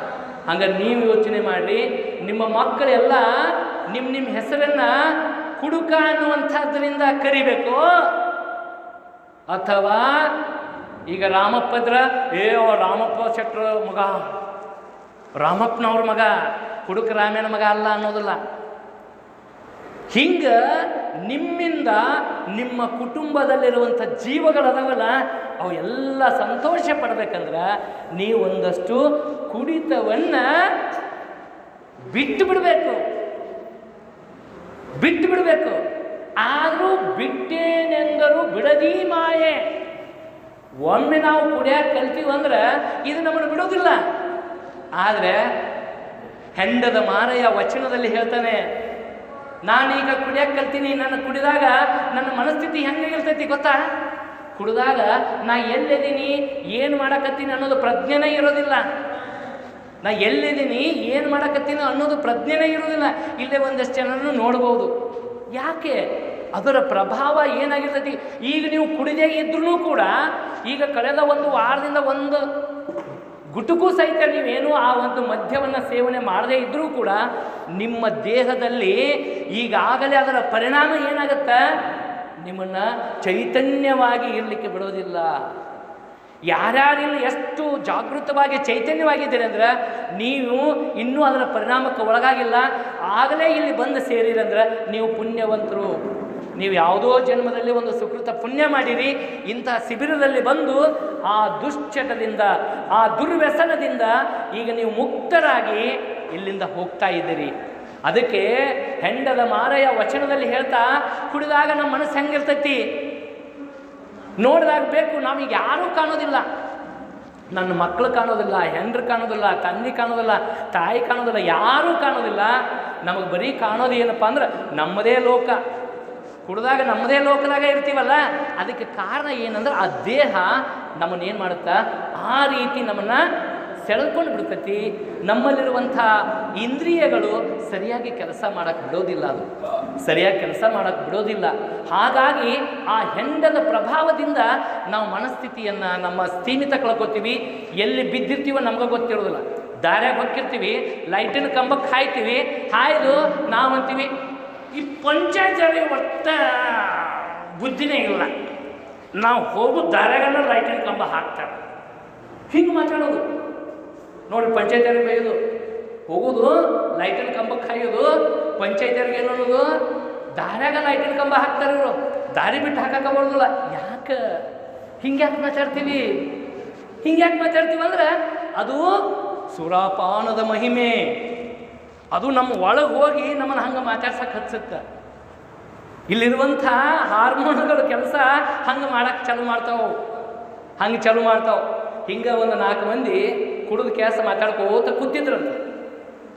ಈಗೇನು ನಡೆದೈತಿ ಗೊತ್ತೈತೇನೋ, ವಿದ್ಯಮಾನ, ರಾಜಕೀಯ ವಿದ್ಯಮಾನ ಗೊತ್ತಿರಲಿಕ್ಕಿಲ್ಲ. ಕುಡ್ದಾಗ ಮಾತಾಡ್ತಾ ಒಬ್ಬ ಒಂದಂತ, ಮುಂದಿನ ಸಾರಿ ನಾನ ಮುಖ್ಯಮಂತ್ರಿ ಆಗವ, ನೆಕ್ಸ್ಟ್ ನಾನ ಮುಖ್ಯಮಂತ್ರಿ ಆಗವ ಅಂತ ತಿಳ್ಕೊಂಡು ಒಬ್ಬ ಕುಡ್ದವ ಅಂದಂತ. ಇನ್ನೊಬ್ಬ ಮಕ್ಕಳು ಇನ್ನೊಬ್ಬ ಕುಡುಕಿದ್ದವ ಅಂತಾನಂತ. ನಿನ್ನ ಮಾಡಕ್ಕೆ ಬಿಡುದಿಲ್ಲ, ನಾನು ಮುಖ್ಯಮಂತ್ರಿ ಹಾಕಿನಂತ ಇನ್ನೊಬ್ಬ ಕುಡುಕಂತಿದ್ದ. ಇನ್ನೊಬ್ಬ 3ನೇ ಕುಡುಕಿ ಹೆಂಗಂತಿದ್ನಂದ್ರೆ, ಮಕ್ಕಳ ನೀವ್ಯಾವಾಗ ಮುಖ್ಯಮಂತ್ರಿ ಹಾಕಿರಲಿ, ನೀವು ಮುಖ್ಯಮಂತ್ರಿ ಆಗೋದನ್ನ ಇಲ್ಲ, ಯಾಕೆ ನಾ ಇನ್ನೂ ರಾಜೀನಾಮೆನ ಕೊಟ್ಟಿಲ್ಲ ಇವ ಅಂತಾನೆ. ಇದರ ಅರ್ಥ ನಾವು ಕುಡಿದಾಗ ಎಲ್ಲಿದ್ದೀವಿ, ಏನು ಮಾತಾಡಕತ್ತೀವಿ, ಹೇಗಿದೆ ಅನ್ನುವಂಥದ್ದು ಪರಿಜ್ಞಾನನೇ ಇರೋದಿಲ್ಲ. ನೋಡಬೇಕು, ರಣ ಬಿಸಿಲಿರ್ತೈತಿ, ಬಿಸಿಲು ಚರಂಡಿ, ಆ ಗಟಾರ ಅಲ್ಲಿ ಹಂಗೆ ಅಡ್ಡಾಡ್ತಿರ್ತಾವೆ, ಅಲ್ಲೇ ಕುಡಿದು ಕೆಲಸ ಬಿದ್ದಿರ್ತಾರೆ. ನೋಡಿರಿ, ಇದು ಒಮ್ಮೆ ನೋಡಿರಿ, ಅಂಥದ್ದನ್ನು ನೋಡಿದಾಗ ನಿಮ್ಮ ಮನಸ್ಸು ಕರಗೋದಿಲ್ಲ. ಏನಪ್ಪ ಇದು, ಹೆಂಗೆ ಇದು ಜೀವನ ಅಂತ ನಿಮ್ಮ ಮನಸ್ಸಿಗೆ ಏನು ತಟ್ಟಿಲ್ಲ. ಯಾಕೆ ಆ ರೀತಿ ಆಗುತ್ತಂದ್ರೆ ಅದು ನಿಮ್ಮ ತಪ್ಪಲ್ಲ. ಒಳಗಡೆ ಈ ದೇಹದಲ್ಲಿ ನಡೆಯುವಂಥ ಕ್ರಿಯೆಗಳದಾವಲ್ಲ, ಈ ಕ್ರಿಯೆಗಳಲ್ಲಿ ಅಲ್ಲೋಲ ಕಲ್ಲೋಲ ಆಗುತ್ತೆ. ನಿಮಗೆ ವೈದ್ಯಕೀಯ ಭಾಷೆಯಲ್ಲಿ ಹೇಳೋದಾದರೆ, ನಾವು ಕುಡಿತೀವಲ್ಲಪ್ಪ, ಕುಡಿದಾದ ಮೇಲೆ 6 ನಿಮಿಷ ಆದ ತಕ್ಷಣ, ನಾನೀಗ ಸೆರೆ ಕುಡಿಯಾಕತ್ತೀನಿ ಅಂತ ತಿಳ್ಕೊಳ್ಳಿ, 6 ನಿಮಿಷ ಆಗನ ಅದ್ರ ತನ್ನ ಕೆಲಸ ತೋರ್ಸಕ್ಕೆ ಚಾಲು ಮಾಡಿಬಿಡ್ತೈತಿ. ಹೆಂಗೆ ಕೆಲಸ ಚಾಲು ಮಾಡ್ತೈತಂದ್ರೆ, ನಮ್ಮ ಮಿದುಳಿನ ಕೋಶ, ನಮ್ಮ ಮಿದುಳು ಹೇಳುತ್ತೆ ಯಾವುದು ಸರಿ ಯಾವುದು ತಪ್ಪು, ಎಲ್ಲಿ ಹೋಗಬೇಕು, ಎಲ್ಲಿರಬೇಕು, ಹೆಂಗೆ ಮಾತಾಡಬೇಕು. ಇವತ್ತು ನಾನು ಇಲ್ಲಿ ಕರೆಸಿ ಇಲ್ಲೆಲ್ಲ ಮಾತಾಡಕ್ಕೆ ಹಚ್ಚೈತಂದ್ರೆ ನನ್ನ ಮೆದುಳು ಕೆಲಸ ಮಾಡಕತ್ತೈತಿ. ನೀವು ಇಲ್ಲಿ ಕುಂತು ಕೇಳಕತ್ತೀರಂದ್ರೆ ನಿಮ್ಮ ಮೆದುಳು ಕೆಲಸ ಮಾಡಕತ್ತ. ಕೆಲವರು ಇಲ್ಲೇ ಕುಂದ್ರದು ಬಿಟ್ಟು ಎದ್ದೆತ್ತ ಹೋಗಕತ್ತೀರಂದ್ರೆ ನಿಮ್ಮ ಮೆದುಳು ಆತ ಹೋಗಂತೇಳಿ ಹೇಳಕತ್ತೈತಿ. ನಿಮ್ಮ ಮೆದುಳು ಯಾರ್ಯಾರಿಗೆ ಕರೆಕ್ಟಾಗಿ ಇಲ್ಲೇ ಕುಂತು ಏನು ಹೇಳಕತ್ತಾರ ಕೇಳಂತ ತಿಳ್ಕೊಂಡು ಕೆಲವ್ರ ಮೆದುಳು ಎಚ್ಚರಿಕೆ ಕೊಡಕತ್ತೈತಿ. ಕೆಲವ್ರ ಮೆದುಳು ಅವ್ರು ಹೇಳೋರು ಹೇಳ್ತಾರೆ, ನೀ ನಿದ್ದೆ ಮಾಡಂತ ತಿಳ್ಕೊಂಡು ನಿದ್ದೆ ಮಾಡೋಕ್ಕೂ ಹಚ್ಚೈತಿ. ಯಾರ ಕೆಲಸ ಇದು? ಮೆದುಳಿನ ಕೆಲಸ. ಯಾವಾಗ ನನ್ನ ದೇಹಕ್ಕೆ ಈ ಸೆರೆ, ಈ ಮದ್ಯ, ಈ ಸುರ ಇದು ಒಳಗಡೆ ಹೋಯ್ತಲ್ಲ, ಇದು ಒಳಗಡೆ ಹೋದ ತಕ್ಷಣ 6 ನಿಮಿಷದಲ್ಲಿ ನಮ್ಮ ದೇಹದಲ್ಲಿ ಕೆಲಸ ಚಾಲು ಆಗಿರ್ತೈತಿ. ಏನು ಕೆಲಸ ಚಾಲು ಆಗುತ್ತಂದ್ರೆ, ನಮ್ಮ ಮೆದುಳಿನ ಕೋಶಗಳು ನಿಯಂತ್ರಣವನ್ನು ತಪ್ಪಿ ಅಲ್ಲಿ ಡೋಪಮೈನ್ ಮತ್ತು ಎಂಡಾರ್ಫಿನ್ ಅನ್ನುವಂಥ ಹಾರ್ಮೋನ್, ನಿಮಗೆ ವೈದ್ಯಕೀಯ ಭಾಷೆಯಲ್ಲಿ ಹೇಳಬೇಕಾದ್ರೆ ಒಂದಷ್ಟು ಹಾರ್ಮೋನ್ಗಳಲ್ಲಿ ಏನಾಗ್ತಾವೆ, ಉತ್ಪತ್ತಿ ಆಗಿ ನಮಗೆ ಎಲ್ಲಿಲ್ಲದ ಒಂದಷ್ಟು ಉಲ್ಲಾಸ ಕೊಡ್ತೈತಿ. ಎಲ್ಲ ಜಗತ್ತು ಬರಿತೀವಿ, ಎಲ್ಲ ಮರ್ತೋಗ್ತೀವಿ. ನಮಗೆ ಚಿಂತಿದ್ದು ದೂರಕ್ಕವು, ನೋವಿದ್ದು ದೂರಕ್ಕವು, ಎಲ್ಲ ದೂರಕ್ಕವು. ಏನು ಒಂದು ರೀತಿ ಖುಷಿ ಕೊಟ್ಬಿಡ್ತೈತಿ, ಮನುಷ್ಯನಿಗೆ ಶಾಂತಿ ಕೊಡ್ತೈತಿ. ಆದ್ರೆ ಯಾವಾಗ ಈ ಒಂದು ಡೋಪಮೈನ್ ಮತ್ತು ಎಂಡಾರ್ಫಿನ್ ಅನ್ನುವಂಥ ಹಾರ್ಮೋನುಗಳು ಉತ್ಪತ್ತಿ ಆಗ್ತಾವೋ ಆವಾಗ ನಮ್ಮ ಮೆದುಳು ನಿಷ್ಕ್ರಿಯಗೊಳ್ತಾ ಹೋಗುತ್ತೆ. ಒಂದಷ್ಟು ಮನಸ್ಸಿಗೆ ಉಲ್ಲಾಸ ಕೊಡುತ್ತೆ. ನಮಗೆ ಚೂಟಿದ್ರೂ ಪ್ರಜ್ಞೆ ಇರೋದಿಲ್ಲ, ಚೂಟಿದ್ರೂ ಕೂಡ ಪ್ರಜ್ಞೆ ಇರೋದಿಲ್ಲ, ಬಡದರೂ ಪ್ರಜ್ಞೆ ಇರೋದಿಲ್ಲ, ಎಲ್ಲಿ ಬಿದ್ದರೂ ಪ್ರಜ್ಞೆ ಇರೋದಿಲ್ಲ. ಯಾಕೆ? ನಮಗೆ ಎಲ್ಲವನ್ನ ಮರೆಸಿಬಿಡುತ್ತೆ. ಎಲ್ಲವನ್ನ ಮರೆಸಿ ನಮಗೆ ಒಂದಷ್ಟು ಸಂತೋಷವನ್ನು ಕೊಡುತ್ತೆ. ಮುಂದೆ ಏನಾಗುತ್ತೆ ಗೊತ್ತಾ? ಈ ಹಾರ್ಮೋನುಗಳು ನಮಗೆ ಗಾಬಾ ಅನ್ನುವಂಥ ನ್ಯೂರೋಟ್ರಾನ್ ಮೀಟರ್ ಉತ್ಪತ್ತಿ ಆಗುತ್ತೆ. ನೆನಪಿರಲಿ, ಇದು ಏನು ಮಾಡುತ್ತಪ್ಪ ಅಂದರೆ ಗಾಬಾ ಅಮೈನೋ ಬ್ಯುಟರಿಕ್ ಆಮ್ಲ ಅಂತ ಬಿಡುಗಡೆಯಾಗಿ ನಮಗೆ ಎಲ್ಲಿಲ್ಲದ ಧೈರ್ಯ ಕೊಡ್ತೈತೆ. ಬೇಕಾದ್ರೆ ನೋಡ್ರಿ, ಕುಡಿದವ್ರಿಗೆ ಮ್ಯಾಲಿಂದ ಜಿಗೆ ಅಂದ್ರೆ ಜಿಗ್ಯಾಕೆ ರೆಡಿ ಇರ್ತಾರೆ ಅವ್ರು. ಹಿಂಗ ಮಣ್ಣು ಏನಾಗಿತ್ತು, ನಮ್ಮೂರ ಮಗಳ್ರಿ ಕೇಳ್ರಿ, ಕುಡ್ದಿದ್ರಿ ಅವ ನಿಷೇಧಾಗ ಏನು ಮಾಡಿದ, ಇನ್ನೊಬ್ಬ ಬಂದು ಚಲೋ ಇದ್ದವ, ಅವ ಇದ್ದು ನೋಡೋಣ ಗಾಡಿ ಹೆಂಗೆ ಹೊಡಿತೀನಿ, ನೋಡೋಣ ಹೆಂಗೆ ಸ್ಪೀಡ್ ಹೊಡಿತೀನಿ ನೋಡು ಅಂತೇಳಿ ಹೇಳ್ಬಿಟ್ಟಾನ. ಅವ್ನು ಕುಡ್ದಿದ್ದ, ಗಾಡಿ ಚಾಲೂ ಮಾಡಿದ, ನೋಡ ಎಷ್ಟು ಸ್ಪೀಡಾಗಿ ಹೋಗ್ತೀನಿ ಅಂತ ತಿಳ್ಕೊಂಡು ಬರ್ರ ಅಂತೇಳಿ ಆಕ್ಸಿಲೇಟರ್ ತಿರ್ದ, ಮುಂದೆ ಒಂದು ದೊಡ್ಡ ಕಟ್ಟಿತ್ತು, ಕಟ್ಟಿ ಹೊಡೆದ, ಅಲ್ಲೇ ಸ್ಪಾಟ್ನಾಗ ಡೆತ್ ಆದ. ನೋಡ್ರಿ, ನಮಗೆ ಏನೋ ಒಂದು ಧೈರ್ಯ ಕೊಟ್ಟು ಬಿಡ್ತದ ಕುಡ್ದಾಗ. ನಾ ಏನು ಮಾಡ್ತಿದ್ದೀನಿ ಏನಿಲ್ಲ ಅನ್ನೋದು ಗೊತ್ತಾಗೋದಿಲ್ಲ. ಅವ ಹೇಳಿದ, ನೋಡೋಣ ಗಾಡಿ ಹೆಂಗೆ ಸ್ಪೀಡ್ ಹೊಡಿತೀನಿ ನೋಡೋಣ ಅಂತ ತಿಳ್ಕೊಂಡು ಹೇಳಿದ, ಕುಡಿದು ನಿಷೇಧಾಗ ಗಾಡಿ ಚಾಲೂ ಮಾಡಿದ, ಹೊಡೆದ ಬಿಟ್ಟನ್ರಿ. ನಮ್ಮ ಮೂರು ಮಕ್ಕಳೇ ನಮ್ಮ ಕಣ್ಣೆದುರಿಗೇನೆ ಅನ್ಯಾಯವಾಗಿ ಸತ್ತೋದ. ಯಾಕೆ ಹಿಂಗಾಯ್ತು? ಅವ್ರಿಗೆ ಎಲ್ಲದ ಧೈರ್ಯ ಬರ್ತೈತಿ. ಈಗ ಬಹಳ ಮಂದಿ ನೋಡ್ರಿ, ಒಂದಷ್ಟು ಅಪಾಯಕಾರಿ ಕೆಲಸ ಮಾಡುವಂಥವ್ರು ಕುಡಿತಾರ. ಅವ್ರಿಗೆ ಅನಿವಾರ್ಯ, ಆದ್ರೆ ಅನಿವಾರ್ಯ ಅನ್ನೋಂಗಿಲ್ಲ. ಯಾಕೆ ಕುಡಿತಾರ ಅಂದ್ರೆ ಅವ್ರಿಗೆ ಧೈರ್ಯ ಬರಬೇಕು, ಧೈರ್ಯ ಬರಬೇಕು ಅಂತ ತಿಳ್ಕೊಂಡು ಕುಡಿತಾರ. ಅದು ತಪ್ಪು. ಈ ಧೈರ್ಯ, ಸಾಹಸ, ಶೌರ್ಯ ಅನ್ನೋದು ಈ ಏನು ಗಾಬಾ ಆಮ್ಲ ಆಯ್ತಲ್ಲ, ಅದು ತಾನೇ ಉತ್ಪತ್ತಿ ಆಗಬೇಕು. ಅಂಥ ಧೈರ್ಯ ಸಾಹಸ ನಮ್ಮಲ್ಲಿ ಬರಬೇಕಂದ್ರೆ ನಾವು ಕುಡಿದ ನಾವು ಧೈರ್ಯವಂತರಾಗೋದಲ್ಲ. ಅದು ನಮಗೇನು ಮಾಡುತ್ತೆ, ಧೈರ್ಯವನ್ನು ಕೊಡ್ತೈತಿ. ಆದರೆ ಆ ಧೈರ್ಯ ನಮ್ಮನ್ನು, ಜೀವನವನ್ನು ನಾಶ ಮಾಡುತ್ತೆ. ಆ ಹಿನ್ನೆಲೆಯಲ್ಲಿ ಕೊಲೆ ಮಾಡುವಂಥವ್ರು, ಸುಲಿಗೆ ಮಾಡುವಂಥವ್ರು, ಕಳ್ಳರು, ಕಾಕರು, ಇವರೆಲ್ಲ ಯಾರು ಕೂಡ ಕುಡಿದೇನೆ ಕೆಲಸ ಮಾಡೋದೇ ಇಲ್ಲ. ದೊಡ್ಡ ದೊಡ್ಡ ಬಂಡೆ ಕೆಲಸ ಮಾಡುವಂಥವ್ರು, ದೊಡ್ಡ ದೊಡ್ಡ ಕಠಿಣ ಕೆಲಸ ಮಾಡುವಂಥವ್ರು ಎಲ್ಲರೂ ಕುಡಿತಾರೆ. ಯಾಕೆ? ಅವ್ರಿಗೆ ಒಂದಷ್ಟು ದೇಹ ದಣಿದ್ರೆ ಅದಕ್ಕೊಂದಿಷ್ಟು ಸಮಾಧಾನ ಆಗಲಿ ಅಂತ ತಿಳ್ಕೊಂಡು. ಇದು ಏನಾಗುತ್ತೆ, ಆ ಕ್ಷಣಿಕದಲ್ಲಿ ನಮಗೆ ಸುಖ ಕೊಟ್ಟರು ಮುಂದೆ ನಮ್ಮ ಭವಿಷ್ಯದಲ್ಲಿ ನಮ್ಮ ಜೀವನವನ್ನು ನಾಶ ಮಾಡುತ್ತಾ, ನಮ್ಮ ದೇಹವನ್ನು ನಾಶ ಮಾಡುತ್ತೆ. ಇದು ಒಂದನೇ ಪರಿಣಾಮ. ಮೊದಲೇದು ನಾವು ಕುಡಿತದಿಂದ ಏನಾಗುತ್ತೆ, ನಮಗೆ ಒಂದಷ್ಟು ಧೈರ್ಯ ಬರುತ್ತಾ, ಶಾಂತಿ ಸಿಗುತ್ತಾ, ಸಮಾಧಾನ ಸಿಗುತ್ತೆ ಅಂತ ಕುಡಿತೀವಿ. ಇನ್ನು ಕೆಲವರು ಕುಡಿತಾರೆ, ನಿದ್ದೆ ಬರಬಾರ್ದು ಅಂತ ಕುಡಿತಾರೆ ಕೆಲವರು. ನಿಜವಾಗ್ಲೂ ಹೇಳ್ಬೇಕಂದ್ರೆ ಕುಡಿಯೋದ್ರಿಂದ ನಿದ್ರಾಹೀನತೆ ಆಗ್ತೈತಿ. ಇನ್ನೂ ಹೆಚ್ಚು ನಿದ್ದೆ ಬರುವಲ್ಲ ಅಂತ ತಿಳ್ಕೊಂಡು ಚಟ್ಪಡಿಸುವಂಥದ್ದಾಗತ್ತೆ. ಹಾಗಾಗಿ ಆಲ್ಕೋಹಾಲ್ ಅನ್ನುವಂಥದ್ದು ಏನೈತಲ್ಲ, ನಮ್ಮನ್ನು ಬಹುಬೇಗ ನಿದ್ರೆಗೆ ಜಾರಿಸುವಂತೆ ಮಾಡಿದರೂ ಕೂಡ ಮುಂದೆ ಅದರ ಪರಿಣಾಮ ನಿದ್ರಾಹೀನತೆಯನ್ನು, ನಿದ್ದೆನೇ ಮಾಡಲಾರ್ದಂಗೆ ನಿಮ್ಮನ್ನು ಮಾಡುತ್ತಾ ಬರೀ ಗೊಳಕೆ ಹೊಡೆಯೋದು. ನಿದ್ದೆ ಮಾಡ್ತಾ ಇರೋದಲ್ಲ, ಬರೀ ಗೊಳಕೆ ಹೊಡೆಯೋದು. ಈ ಒಂದು ಕಾರಣನೂ ಕೂಡ ಆಗತ್ತೆ. ಹಾಗೆ ನೆನಪಿರಲಿ, ನಿಮಗೆಲ್ಲ ಬಹಳಷ್ಟು ಜನ ಕುಡಿದವರು ಎಲ್ಲರೂ ಸುಖದಿಂದ ಆರಾಮದಾಯಕವಾಗಿ ಜೀವವನ್ನು ತ್ಯಾಗ ಮಾಡಿದಂಥ ಉದಾಹರಣೆಗಳಿಲ್ಲ. ಇವತ್ತು ಕುಡಿತಕ್ಕೆ ಬಲಿಯಾದಂಥವರು ಒಂದು ಅಧ್ಯಯನ ಹೇಳುತ್ತೆ. Oxford population health and speaking ವಿಶ್ವವಿದ್ಯಾಲಯ ಒಂದು ಸಂಶೋಧನೆ ಮಾಡೈತೆ. ಈಗ ಹೆಂಗೆ ಈ ಶಿಬಿರದಲ್ಲಿ ಒಂದಷ್ಟು ಜನ ಮದ್ಯ ವ್ಯಸನಿಗಳನ್ನು ಸೇರಿಸಿಕೊಂಡು ಅವನ್ನೆಲ್ಲ ಒಂದಷ್ಟು ಸ್ಟಡಿ ಮಾಡಿ ನಿಮಗೆ ಯಾವುದ್ಯಾವ್ದು ರೀತಿ ನಿಮಗೆ ಏನೇನು ಪರಿಹಾರವನ್ನು ನೀಡಬೇಕು ಅನ್ನುವಂಥದ್ದನ್ನು ನಿಮಗೆಲ್ಲ ಇಲ್ಲಿ ಸಂವಾದದ ಮೂಲಕ ನಿಮ್ಮ ಜೊತೆಗೆ ಆಪ್ತ ಸಮಾಲೋಚನೆ ಮಾಡಿ ಒಂದಷ್ಟು ನಿಮಗೆ ಮಾರ್ಗವನ್ನು ತೋರಿಸ್ತಾರೆ.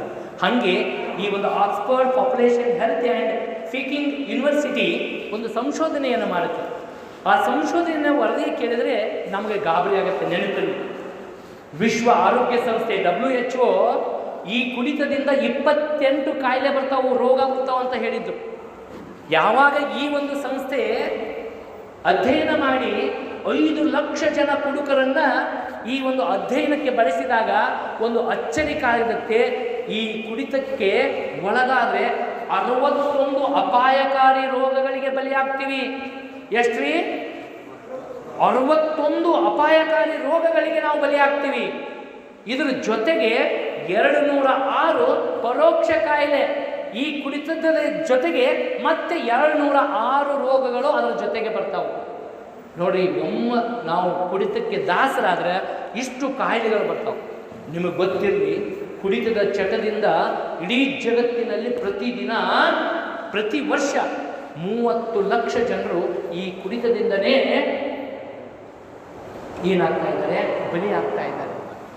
ಹಾಗಾಗಿ ಇವತ್ತು ಕೋಟ್ಯಾನುಕೋಟಿ ಜನ ಈ ಕುಡಿತಕ್ಕೆ ಒಳಗಾಗಿ ಅಪಾಯಕಾರಿ ಕೆಲಸಕ್ಕೆ ಹೋಗಿ ದೈಹಿಕವಾಗಿ ಅಂಗವಿಕಲರಾಗಿದ್ದಾರೆ. ಕೆಲವರು ಸತ್ತು ಹೋದರೆ ದೈಹಿಕವಾಗಿ ಅಂಗವಿಕಲರಾಗಿದ್ದಾರೆ. ಸೊ ಹೀಗಾಗಿ ಇನ್ನು ಈ ಒಂದು ಕುಡಿತಕ್ಕೆ ಬಲಿಯಾಗಿ ಮೃತಪಟ್ಟವರೆಲ್ಲರೂ ಎಷ್ಟು ವಯಸ್ಸು? ಬಹುಶಃ ಇಲ್ಲಿ ನಾನು ನೋಡಿದಾಗ ಭಾಳ ನೋವಾಗುತ್ತೆ. ಇನ್ನೂ ಬಹುಶಃ ಇಲ್ಲಿ 18, 20, 25 ಹಬ್ಬಬ್ಬ ಅಂದರೆ 48, 50 ಮಟನೂ ಇಷ್ಟು ವಯಸ್ಸಿನ ಒಳಗಡೆನೇ ಇದ್ದೀರಿ. ಅಲ್ಲೊಬ್ರು ಇಲ್ಲೊಬ್ರು 70, 80 ವಯಸ್ಸಿನವರು ಇದ್ದೀರಿ. ಇದನ್ನೆಲ್ಲ ನೋಡಿದಾಗ ನಮಗೇನಾಗತ್ತ, ಯಾಕೆ ನಾವು ಈ ಕುಡಿತಕ್ಕೆ ಒಳಗಾಗ್ತಾ ಇದ್ದೀವಿ? ಯಾಕೆ ನಾವು ಕೆಲವರಿಗೆ ಮೋಜು ಮಸ್ತಿ ಮಾಡಬೇಕಂತ ತಿಳ್ಕೊಂಡು ಕುಡಿಯೋರು ಅದರ, ಕೆಲವರು ಲೋಕಲ್ ಕುಡಿತಾರೆ, ಕೆಲವರು ಹೈ ಬ್ರ್ಯಾಂಡ್ ಕುಡಿತಾರೆ. ನೆನಪಿರಲಿ, ದೊಡ್ಡ ದೊಡ್ಡ ಶ್ರೀಮಂತರು ಹೆಂಗೆ ಕುಡಿತಾರೆ ಅಂದ್ರೆ ಇವತ್ತು ತಯಾರಾಗಿದ್ದು ಕುಡಿಯೋದಿಲ್ಲ, 10 ವರ್ಷ 20 ವರ್ಷ ಬಿಟ್ಟು ಅವು ಈಗ ತಯಾರು ಮಾಡಿದ್ದು 20 ವರ್ಷ ಬಿಟ್ಟು ಏನೋ ಕುಡಿದ್ರೇನ ಕಿಕ್ಕಿ ಜಾಸ್ತಿ ಇರುತ್ತಂತ ನಾನು ಕೇಳೀನಿ. ಮತ್ತು ನಾ ಏನು ಹೇಳ್ಸ್ಕೊಂಡಿಲ್ಲ, ಹೇಳ್ತಾರೆ. ಇವಾಗ ಒಂದು ನೆನಪಿಟ್ಕೊರಿ, ನಾವು ಏನೋ ತಿನ್ನುವ ವಸ್ತು ತಗೋರಿ, ಒಂದು ಏನೋ ತಿನ್ನುವ ವಸ್ತು ತಗೋರಿ ಅಂಗಡಿಯಾಗ ಪ್ಯಾಕಿಂಗ್ ಇದ್ದದ್ದು, ಅದಕ್ಕೊಂದು ಎಕ್ಸ್ಪೈರ್ ಡೇಟ್ ಬರೆದಿರ್ತಾರೆ. ಯಾವಾಗ ಪ್ಯಾಕಿಂಗ್ ಆಯಿತು ಇದು ಯಾವಾಗ ಎಕ್ಸ್ಪೈರ್ ಆಗುತ್ತೆ ಅಂತೇಳಿ. ನೀವು ಶೆರೆ ಬಾಟ್ಲಿ ತೊಗೊಂಡು ನೋಡ್ರಿ, ದೊಡ್ಡ ದೊಡ್ಡ ಬಾಟ್ಲು ತೊಗೊಂಡು ನೋಡ್ರಿ, ಆ ಬಾಟ್ಲಿಯಾಗ ಮ್ಯಾನುಫ್ಯಾಕ್ಚರಿಂಗ್ ಡೇಟ್ ಇರ್ತೈತಿ, ಎಕ್ಸ್ಪೈರ್ ಡೇಟೇ ಇರೋದಿಲ್ಲ. ಯಾವ ಎಕ್ಸ್ಪೈರ್ ಡೇಟ್ ಇಲ್ಲದನ್ನು ನಾವು ತೊಗೊಂಡ್ವಿ ಅಂದ್ರೆ ನಮ್ಮ ದೇಹಕ್ಕೆ ಭಗವಂತ ಒಂದು ಎಕ್ಸ್ಪೈರಿ ಡೇಟ್ ಫಿಕ್ಸ್ ಮಾಡ್ತಾನೆ. ನಾ ಏನು ಇವತ್ತಿಂದ ಕುಡಿತಾ ಚಾಲೂ ಮಾಡಿದೆ ಅಂದ್ರೆ ಭಗವಂತ ನನಗೆ ಸಾಕಪ್ಪ, ನಿನ್ನ ಕಾಲ ಮುಗೀತು, ನಿನ್ನ ಜೀವನ ಸಾಕು ಬಾ ಅಂತ ತಿಳ್ಕೊಂಡು ನಮಗೊಂದು ಡೇಟ್ ಫಿಕ್ಸ್ ಮಾಡ್ತಾನೆ. ಯಾವಾಗ ಯಾವ ಎಕ್ಸ್ಪೈರಿ ಡೇಟ್ ಇಲ್ಲದ್ದು ನಾವು ಕುಡಿದ್ವಿ ಅಂದ್ರೆ ನಮ್ಮ ದೇಹಕ್ಕೆ ಆ ವಸ್ತುವನ್ನು ತೊಗೊಂಡ್ರೆ ನಮ್ಮ ದೇಹಕ್ಕೆ ಎಕ್ಸ್ಪೈರಿ ಸಿಗುತ್ತೆ. ಈಗ ನಾವು ಒಂದು ಏನೋ ತಿನ್ನೋ ಪದಾರ್ಥ ತೊಗೋಬೇಕಾದ್ರೆ ಪ್ಯಾಕಿಂಗ್ ಇದ್ದು ನೋಡ್ತೀವಿ, ಒಂದು ಪೆಪ್ಸಿ, ಕೋಕೋ ಕೋಲಾ, ಹೌದಾ, ಥಮ್ಸಪ್ಪು, ಸಿಟ್ರಾ, ಈ ಮಾಜಾ, ಈ ಬ್ಯಾಗ್, ಅವು ಡಬ್ಬಿ ಏನು ಬಾಟಲ್ ತೊಗೊಂಡ್ಮೇಲೆ ನೋಡ್ತೀವಿ ಮ್ಯಾನುಫ್ಯಾಕ್ಚರಿಂಗ್ ಡೇಟ್ ನೋಡ್ತೀವಿ, ಎಕ್ಸ್ಪೈರಿ ಡೇಟ್ ನೋಡ್ತೀವಿ. ಒಂದು ಟ್ಯಾಬ್ಲೆಟ್, ಒಂದು ಗುಳಿಗೆ ತೊಗೋಬೇಕಾದ್ರೂ ಅದಕ್ಕೊಂದು ಮ್ಯಾನುಫ್ಯಾಕ್ಚರಿಂಗ್ ಡೇಟ್ ಇರ್ತೈತಿ, ಎಕ್ಸ್ಪೈರಿ ಡೇಟ್ ಇರ್ತೈತಿ.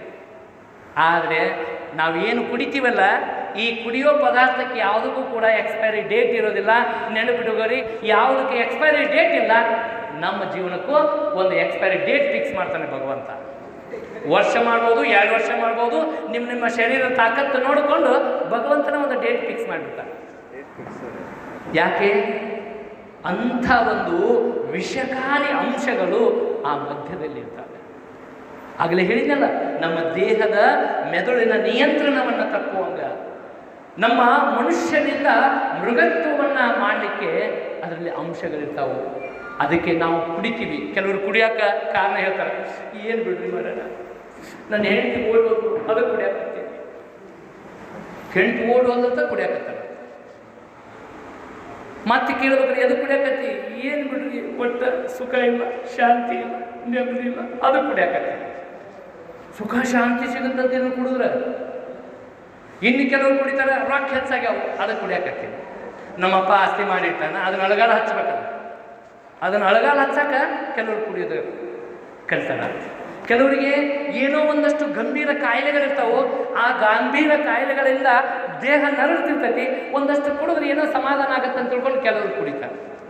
ನೆನಪಿರಲಿ, ನೀವು ಹೆಂಗೆಂಗ ಕುಡಿತಾ ಹೆಚ್ಚು ಮಾಡ್ತೀರಿ, ಹಂಗಂಗೆ ನಿಮ್ಮ ಜೀವನದ ಆಯುಷ್ಯದ ಎಕ್ಸ್ಪೈರಿ ಡೇಟ್ ಫಿಕ್ಸ್ ಆಗತ್ತೆ, ನಿಮ್ಮ ಬದುಕು ನರಕ ಆಗತ್ತೆ. ಕೇವಲ ನಿಮ್ಮ ಬದುಕು ನರಕ ಆಗೋದಿಲ್ಲ, ನಿಮ್ಮ ದೇಹದಲ್ಲಿರುವಂಥ ಪ್ರತಿಯೊಂದು ಅಂಗಾಂಗಗಳು ಕೂಡ ನರಳ್ತಾವೆ. ಲಿವರ್ ಮೊದಲೆದ್ದು ಡ್ಯಾಮೇಜ್ ಆಗೋದು ಲಿವರ್. ಈ ಲಿವರ್ ಏನು ಮಾಡುತ್ತಂದ್ರೆ, ನಾವೆಲ್ಲ ತಿಂದಂಥ ಆಹಾರ, ನಾವು ಸೇವಿಸಿರುವಂಥ ಗಾಳಿ, ಇಲ್ಲಿರುವಂಥ ವಿಷಕಾರಿ ಅಂಶಗಳನ್ನೆಲ್ಲ ತಡೆಗಟ್ಟಿ ನಮ್ಮ ದೇಹಕ್ಕೆ ಏನು ಬೇಕಲ್ಲ ಅದನ್ನು ಕೊಡ್ತೈತೆ, ಅದು ಲಿವರ್. ಅದ ಡ್ಯಾಮೇಜ್ ಆಗಿಬಿಡ್ತಪ್ಪ ಅಂದ್ರೆ ನಾವು ಉಂಡಿದ್ದು ಪಚನ ಆಗೋದಿಲ್ಲ, ಏನು ಉಂತೀವಿ ಅದೆಲ್ಲ ವಿಷನ ಆಗತ್ತೆ. ನಾವು ಏನೋ ಉಂಡ್ರು ವಿಷ ಇದ್ದದ್ದು ಅಮೃತ ಮಾಡುವಂಥ ಯಕೃತ್ ಲಿವರ್. ಅಕಸ್ಮಾತ್ ನಾವು ಕುಡಿತಕ್ಕೆ ಬಲಿಯಾಗಿ ಅಂದ್ರೆ ನಮ್ಮದು ಲಿವರ್ ಸೊರೆಸಿಸ್ ಅನ್ನುವಂಥ ಕಾಯಿಲೆಗೆ ತುತ್ತಾಗಿ ಲಿವರ್ ಡ್ಯಾಮೇಜ್ ಆಗಿ, ಕೇಳ್ರಿ, ಸತ್ತನಂತ ಸುದ್ದಿ ಬಂತಂದ್ರೆ ಹೌದ್ರ್ಯಾ ಪಾಪ ಸಾಂತ್ವನದ ಮಾತು ಕೇಳ್ತೀವಿ, ಯಾಕ್ರಿ ಯಾಕೆ ಸತ್ತ? ಏನಿಲ್ರಿ ಸರ, ಭಾಳ ಕುಡಿತಿದ್ದನ್ರಿ ಸತ್ತನ. ಹಿಂಗಣ್ಣನ ಒಂದು ಸ್ವಲ್ಪ ಏನೋ ಆ ಕುಟುಂಬಕ್ಕೆ ಸಮಾಧಾನ ಹೇಳ್ಬೇಕನ್ನೋರು ಕುಡಿದಕ್ಕೆ ಸತ್ತನ್ರಿ ಅಂತ. ಒಂದು ಸ್ವಲ್ಪ ಸುದ್ದಿ ಬಂತು, ಏನೋ ಆಕ್ಸಿಡೆಂಟ್ ಆಗಿ, ಅಯ್ಯಪ್ಪ ಚಲೋ ಇದ್ದನ್ರಿ ಆಕ್ಸಿಡೆಂಟ್ ಆತ ಅಂತ. ಆದ್ರೆ ಕುಡಿತದಿಂದ ಸತ್ತವ್ರಿಗೆ ಯಾರೂ ಸಾಂತ್ವನ ತೋರೋದಿಲ್ಲ. ನೆನಪಿರಲಿ, ಸತ್ನ ಹೋಗ್ಬಿಡು, ಒಂದು ಪೀಡಾ ನಾಶ ಆಯ್ತು, ಆ ಕುಟುಂಬದ ಕಂಟಕ ದೂರ ಆಯ್ತು ಅಂತಾರ. ನೆನಪಿರಲಿ, ಹಂಗಾಗಬಾರ್ದು ನಮ್ಮ ಜೀವನ. ನಮ್ಮ ಜೀವನ ಹಂಗಾಗಬಾರ್ದು. ನಾವು ನಮ್ಮ ಸಾವಿನಲ್ಲಿಯೂ ಕೂಡ ಸಂಭ್ರಮಿಸಬೇಕು. ನಮ್ಮ ಸಾವಿನಲ್ಲಿ ಎಲ್ಲರಿಗೂ ನೋವನ್ನು ಉಂಟು ಮಾಡಬೇಕು, ಅವರು ಮರುಗಬೇಕು ನಮ್ಮ ಬಗ್ಗೆ. ಆವಾಗ ನಮ್ಮ ಸಾವು ನಮ್ಮ ಜೀವನಕ್ಕೆ ಒಂದು ಅರ್ಥ ಬರುತ್ತೆ. ಹಾಗಾಗಿ ಈ ಒಂದು ದೇಹಕ್ಕೆ ಕುಡಿಯೋದ್ರಿಂದ ಏನಾಗುತ್ತೆ, ಲಿವರ್ ಡ್ಯಾಮೇಜ್ ಆಗುತ್ತೆ, ಹಾರ್ಟ್ ಅಟ್ಯಾಕ್ ಬರುತ್ತೆ, ಹೃದಯ ಕಾಯಿಲೆಗಳು ಬರ್ತವೆ. ಹೃದಯ ಕಾಯಿಲೆಗಳು, ನಮ್ಮ ಹೃದಯದ ಬಡಿತ ನಿಂತು ಹೋಗುತ್ತೆ ಬೇಗನೆ. ಜೊತೆಗೆ ಮಾನಸಿಕವಾಗಿ ನೆಮ್ಮದಿ ಇರೋದಿಲ್ಲ, ನಮಗೆ ಮಾನಸಿಕವಾಗಿ ನೆಮ್ಮದಿ ಇರೋದಿಲ್ಲ. ಹಾಗಾಗಿ ಇವತ್ತು ನಾವು ಮದ್ಯಪಾನವನ್ನು ಮಾಡೋದ್ರಿಂದ ನಮ್ಮ ಆಲೋಚನಾ ಶಕ್ತಿ, ಜ್ಞಾಪಕ ಶಕ್ತಿ, ನಮ್ಮ ಕ್ರಿಯಾಶಕ್ತಿ ಎಲ್ಲವೂ ಕೂಡ ಏನಾಗುತ್ತೆ, ಹಾಳಾಗುತ್ತೆ. ನೋಡಬೇಕಾದ್ರೆ ಕುಡಿಯೋಕ್ಕಿಂತ ಮುಂಚೆ ನಿಮ್ಮ ಶರೀರ ಎಷ್ಟು ಸದೃಢವಾಗಿತ್ತು, ಕುಡಿದಾಗ ಆ ಕುಡಿತಕ್ಕೆ ಬಲಿಯಾಗಿ ಕ್ರಮೇಣ ನಮ್ಮ ಶರೀರ ಏನಾಗುತ್ತೆ, ಕ್ಷಯವಾಗುತ್ತೆ. ಮೊದಲಲ್ಲಿ ಕೆಲಸ ಮಾಡೋಕ್ಕೆ ಆಗೋದಿಲ್ಲ. ಯಾಕೆ ಆಗೋದಿಲ್ಲ ಅಂದ್ರೆ ದೇಹ ತನ್ನ ಎಲ್ಲ ಶಕ್ತಿಯನ್ನು ಕಳ್ಕೊಂಡು ಮಾನಸಿಕ ಒತ್ತಡಕ್ಕೆ ಗುರಿಯಾಗ್ತೀವಿ. ಇನ್ನು ಕೊನೆಯದಾಗಿ ನೆನಪಿಟ್ಟುಕೊಳ್ಳಿ, ನಾವೇನಾದರೂ ಕುಡಿತಕ್ಕೆ ಬಲಿಯಾದರೆ ಕೇವಲ ನಾವು ಅಂತ ಬಲಿಯಾಗೋದಿಲ್ಲ, ನಮ್ಮ ಕುಟುಂಬನೂ ಬಲಿ ಮಾಡ್ತೀವಿ. ನಮ್ಮ ಮನೆಯಲ್ಲಿರುತ್ತ ಹೆಣ್ಣು ಮಕ್ಕಳು ಎಲ್ಲ ಆಡ್ತಾರೆ. ಹಂಗೆ ಒಂದೇ ಸಣ್ಣ ಯೋಚನೆ ಮಾಡೋದು, ನಮಗೆಲ್ಲ ಲೆಕ್ಕ ಬರ್ತಲ್ಲ. ನಾ ಈಗ ದಿನ ಒಂದು 200 ರೂಪಾಯಿದು ಕುಡಿತೀನಿ ಅಂತ ತಿಳ್ಕೊ. ದಿನಕ್ಕೆ 200 ರೂಪಾಯಿ ಕುಡಿದ್ವಿ ಅಂದ್ರೆ ಒಂದು ತಿಂಗಳಿಗೆ ಎಷ್ಟಾಯ್ತು ರೀ? 6,000 ರೂಪಾಯಿ ಆಯ್ತು. ಒಂದು ವರ್ಷಕ್ಕೆ ಎಷ್ಟಾಯ್ತು? 77,000 ರೂಪಾಯಿ ನಾ ಕುಡಿತಕ್ಕೆ ಖರ್ಚು ಮಾಡಿದೆ. ಅದ ಒಂದು 77,000 ರೂಪಾಯಿ ತೆಗೆದಿಟ್ಕೊಂಡೆ ಅಂದ್ರೆ ನಾನು ಆರ್ಥಿಕವಾಗಿ ಚೆನ್ನಾಗಿರ್ತಾ. ಈಗೇನೋ ನಮ್ಮ ಮಕ್ಕಳಿಗೆ ಒಂದು ಒಳ್ಳೆಯ ಶಿಕ್ಷಣವನ್ನು ಕೊಡಿಸ್ಬೇಕಾಗೈತಿ, ಮಕ್ಕಳು ಮದುವೆ ಮಾಡಬೇಕಾಗೈತಿ, ಹೌದಾ? ನನ್ನ ಹೆಂಡತಿಗೆ ಒಂದಿಷ್ಟು ಏನೋ ಬಂಗಾರ ತಂದು ಕೊಡಬೇಕು, ಅವ್ರ ಆಸೆ ಇರ್ತೈತಿ, ಚಂದಾಗ ತಿಂದು ಉಳ್ಳಿ ಅಂತ ತಿಳ್ಕೊಂಡು ಅವ್ರು ಚಂದನ ಬಟ್ಟೆ ಹಾಕೊಂಡು ಅಡ್ಡಾಡಲಿ ಅಂತ ನಮಗೆ ಮನಸ್ಸಿಗೆ ಅನಿಸೋದಿಲ್ಲ. ಒಂದು ವೇಳೆ ನಾನೇನಾದರೂ ಈ ಕುಡಿತದಿಂದ ಬಿಟ್ಟೆ ಅಂದರೆ ನನ್ನ ಕುಟುಂಬ ನನಗಿಂತ ಹೆಚ್ಚು ಸಂತೋಷ ಪಡುತ್ತೆ, ನನ್ನ ಕುಟುಂಬ ಆರ್ಥಿಕವಾಗಿ ಇನ್ನೂ ಸದೃಢವಾಗತ್ತೆ. ನೋಡ್ರಿ, ಯಾರ್ಯಾರು ಕುಡಿತಕ್ಕೆ ಒಳಗಾಗಲ್ಲ ಅವ್ರು ಯಾರೂ ಶ್ರೀಮಂತರಾಗಿಲ್ಲ, ಇದ್ದದ್ದು ಆಸ್ತಿ ಮಾಡ್ಕೊಂಡು ಭಿಕ್ಷೆ ಬಿಡಾಕತ್ತ. ಯಾರ್ಯಾರು ಕುಡಿತಕ್ಕೆ ಚಟಕ್ಕೆ ಬಲಿಯಾಗಾರಲ್ಲ ಅವ್ರ ಕುಟುಂಬದವರು ದೊಡ್ಡ ದೊಡ್ಡ ಶ್ರೀಮಂತರಿದ್ದವರು ಕೂಡ ಆಸ್ತಿ ಮಾಡಿಕೊಂಡು ಅವ್ರ ಮಕ್ಕಳ ಕೈಯಾಗ ಏನು ಕೊಟ್ಟಾರ? ತಟ್ಟಿ ಕೊಟ್ಟಾರ, ಭಿಕ್ಷೆ ಬಿಡಕ್ಕೆ ಹಚ್ಚಾರ. ಇಂಥ ಪರಿಸ್ಥಿತಿ ನಮಗೆ ಬಾರಬಾರ್ದು. ನಮ್ಮ ಕುಟುಂಬ ಚೆನ್ನಾಗಿರಬೇಕು, ನಾವು ಕೂಡ ಆರ್ಥಿಕವಾಗಿ ಸಬಲರಾಗಬೇಕು, ಸಮಾಜದಲ್ಲಿ ನಮಗೊಂದೊಳ್ಳೆ ಗೌರವ ಸಿಗಬೇಕು, ನಮಗೆಲ್ಲ ಒಳ್ಳೆ ಗೌರವ ಸಿಗಬೇಕು. ಕುಡುಕರಿಗೆ ಯಾರು ಗೌರವ ಕೊಡ್ತಾರನ್ರಿ? ಕೊಡೋದಿಲ್ಲ. ನಿಮ್ಮ ಮಾತು ಒಳ್ಳೆ ಸತ್ಯದ ಮಾತು ಹೇಳ್ತೀನಿ ಅಂದರು, ಯಾವನ್ ಹೇಳ್ತೀನಿ ಬಿಡ್ರಿ, ಅವ ಕುಡುಕ, ಸುಳ್ಳು ಹೇಳ್ತಾನವ ಅಂತಾರ. ನೀವು ಕರೇನ ಹೇಳ್ತಿದ್ರು, ಸತ್ಯನ ಹೇಳ್ತಿದ್ರು, ನಿಮ್ಮ ಮಾತು ನಂಬೋದಿಲ್ಲ. ಯಾಕ? ಅವ ಕುಡುಕದನ, ಅವನಿಗೇನು ಗೊತ್ತಾಗೋದಿಲ್ಲ, ಅವ ಏನಾದ್ರು ಮಾತಾಡ್ತಾನೋ ಗೊತ್ತಾಗೋದಿಲ್ಲ ಅಂತಾರೆ. ಹಾಗಾಗಿ ಆ ರೀತಿ ಸಮಾಜದಲ್ಲಿ ನಾವು ಕಳಂಕಕ್ಕೆ ಒಳಗಾಗದೆ ಸಮಾಜವೂ ನಮ್ಮನ್ನು ಗೌರವಿಸಿ, ಸಮಾಜವೂ ನಮಗೆ ಒಂದು ಒಳ್ಳೆಯ ಸ್ಥಾನಮಾನವನ್ನು ನೀಡಬೇಕಂದ್ರೆ ನಾವೆಲ್ಲ ಈ ಕುಡಿತದಿಂದ ದೂರ ಆಗಬೇಕು. ಮುಂದೆ ತಂದಿಟ್ರು ಒಲ್ಲೆಪ್ಪ ಅನ್ನಬೇಕು. ಕೆಲವರು ಕುಡುಕರು ಜೋಕ್ ಮಾಡ್ತಿರ್ತಾರೆ, ಯಾಕೆ ಕುಡಿತೀವೋ? ಹೊಟ್ಟೆನ ಹುಳ ಸಾಯ್ತಾವ, ಅದು ಕುಡಿತೀನಿ ಅಂತಿರ್ತಾರ. ಹೇಳ್ಬೇಕ್ರಿ, ಹೊಟ್ಟೆನ ಹುಳ ಸಾಯ್ತಾವ, ಕುಡಿಬೇಡ, ಚಲೋ ಅಲ್ಲ. ಆಲ್ಕೋಹಾಲ್ ಪರವಾಗಿ ಹಾಲು ಕುಡಿ, ಚಲೋ ಆಗತ್ತೆ, ದೇಹ ಗಟ್ಟಿ ಆಗುತ್ತೆ, ಹಾಲು ಕುಡಿ ಅಂತಾರೆ. ಈ ಕುಡುಕರಾದಂಥವ್ರು ನೀವಲ್ಲ, ಕುಡುಕರಾಗಿರ್ತಾರ, ಅವ್ರು ಹೇಳ್ತಾರೆ ಹಾಲು ಚಲೋನ ಆಲ್ಕೋಹಾಲ್ ಚಲೋನ, ತೋರಿಸ್ತೀನಿ ಬಾ ಅಂತಾರೆ. ತೋರಿಸ್ತೀನಿ ಬಾ ಅಂತ ತಿಳ್ಕೊಂಡು ಹಾಲು ಆಲ್ಕೋಹಾಲ್ ಎರಡು ಒಂದು ಗ್ಲಾಸ್ನಾಗ ಇಟ್ಟು ಅಲ್ಲೇ ಒಂದು ಸಣ್ಣ ಕೀಟ ಹಾಕಿರ್ತೈತಿ, ಹಾಲಿನಾಗ ಹಾಕ್ತಾರೆ. ಹಾಲಿನಾಗ ಹಾಕಿದ್ರೆ ಏನಾದದು? ಸಣ್ಣ ಇರುವಿ ಅದು ಈಜಾಡ್ಕೊಂಡು ಬಂತು. ಅದನ್ನು ತೊಗೊಂಡು ಸೆರೆದಾಗ ಹಾಕಿದ್ರೆ ವಿಲ ವಿಲ ಅಂತ ಒದ್ದಾಡಿ ಸತ್ತೋತು. ಅವಾಗ ಕುಡುಕ ಹೇಳ್ತಾನ, ಸೆರೆ ಕುಡಿದ್ರೆ ಹೊಟ್ಟೆನ ಹುಳ ಸಾಯ್ತಾವ ಅಂತ. ಹೌದಾ? ಸೆರೆ ಕುಡಿದ್ರೆ ಹೊಟ್ಟೆನ ಹುಳ ಸಾಯೋದಿಲ್ಲ, ನೀನ ಸತ್ತು ಹೋಗ್ತಿ. ಯಾಕಂದರೆ ಈ ಮನುಷ್ಯ ಜೀವನ ಅನ್ನುವಂಥದ್ದು ಬಂದತ್ತಲ್ಲ, ಇದು ಹಾಗೆ ಬಂದಿಲ್ಲ. ಯಾವುದೋ ಜನ್ಮದ ಪುಣ್ಯದ ಫಲದಿಂದ ಮಾನವ ಜನ್ಮ ಆಗಿ ಹುಟ್ಟೀವಿ. ಈ ಮಾನವ ಜನ್ಮ ಸಾರ್ಥಕ ಆಗಬೇಕಾದ್ರೆ ನಾವೆಲ್ಲ ನಮ್ಮಲ್ಲಿರುವಂಥ ದುರಭ್ಯಾಸಗಳನ್ನು ಬಿಟ್ಟು ಒಳ್ಳೆಯ ಅಭ್ಯಾಸಗಳನ್ನು ನಾವು ರೂಢಿಸಿಕೊಂಡ್ರೆ ನಾವಷ್ಟೇ ಖುಷಿಯಾಗಿರೋದಿಲ್ಲ, ಇಡೀ ನಮ್ಮ ಕುಟುಂಬ ಖುಷಿಯಾಗುತ್ತೆ, ಇಡೀ ಸಮಾಜ ಖುಷಿಯಾಗುತ್ತೆ. ಒಂದು ವೇಳೆ ನೀವೆಲ್ಲರೂ ಮದ್ಯ ವ್ಯಸನದಿಂದ ದೂರವಾಗಿ ಈ ಒಂದು ಮದ್ಯವನ್ನು ವರ್ಜನೆ ಮಾಡಿದರೆ ಇಲ್ಲಿ 18 ಸಂಸ್ಥೆಗಳು ಇಂಥ ಒಂದು ಒಳ್ಳೆಯ ಸಮಾಜಮುಖಿಯ ಸೇವೆಯನ್ನು ಮಾಡುವಂಥ ಕೆಲಸ ಮಾಡೋಕ್ಕತ್ತಲ್ಲ, ಅವರೆಲ್ಲರ ಕೆಲಸಕ್ಕೆ ಸಾರ್ಥಕ ಆಗುತ್ತೆ. ನಿಮ್ಮ ಮಕ್ಕಳ ಭವಿಷ್ಯ ಉಜ್ವಲವಾಗುತ್ತೆ. ಹಾಗಾಗಿ ತಾವೆಲ್ಲರೂ ಕೂಡ ತಮ್ಮಲ್ಲಿ ಕೈ ಮುಗಿದು ಪ್ರಾರ್ಥನೆ ಮಾಡ್ಕೋತೀನಿ. ತಾವುಗಳು ಏನೋ ಈ ಒಂದು ದಾರಿಗೆ ಬಂದಿರಿ, ನೀವು ಬಂದಿದ್ದು ತಪ್ಪು ಅಂತ ಹೇಳ್ತಾ ಇಲ್ಲ. ಈಗ ಬಂದಿದ್ದು ತಪ್ಪು ಅಂತ ಮನವರಿಕೆ ಆದಮೇಲೆ ಮತ್ತೆ ಆ ತಪ್ಪು ದಾರಿಯನ್ನು ತಿಳಿದರೆ ನಾವು ಕೂಡ ಮೃಗಗಳಾಗದೆ ಮನುಷ್ಯರಾಗುವ ದಾರಿಯನ್ನು ಹಿಡಿಯೋಣ. ಆ ಶ್ರೀ ಮಂಜುನಾಥನ ಸನ್ನಿಧಾನದಲ್ಲಿ ನಾವೆಲ್ಲರೂ ಕೂಡ ಸಂಕಲ್ಪ ಮಾಡೋಣ. ನಾನು ಇಂದಿನಿಂದ ಕುಡಿಯೋದಿಲ್ಲ ಮಾಡಿ, ಎಲ್ಲರೂ ಜೋರಾಗಿ.